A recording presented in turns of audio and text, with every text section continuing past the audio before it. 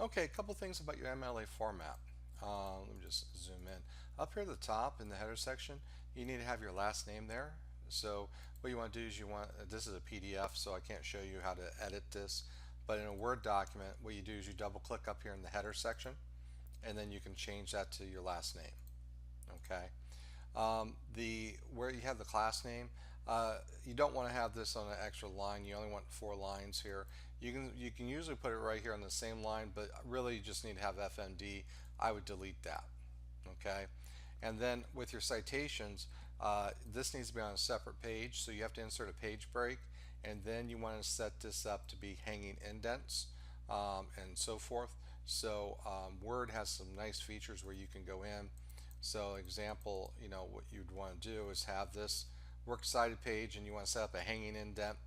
If you use Word, there's a reference option, allows you to insert your citations, and you're able to go in and manage your sources, and it'll actually add that information correctly for you. So you might want to use that in Word. You do want to correct those little things for that purpose, because it does one of the things I do look at for that.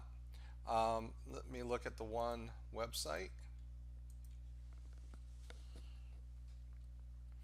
Now, the first thing you want to notice is look at the header section. And the header section, simple, clean, sans serif font. Notice it's uppercase lettering because it makes it easier to read. Again, well, it looks like the navigation bar is a serif font. This main text over here is a sans serif. So I typically like to use a sans serif font. You can see it's being used. It's interesting that they changed it to the navigation bar. I would not do that myself. But notice the space in between the buttons. It gives enough information, enough space to make sure it's readable, for that purpose.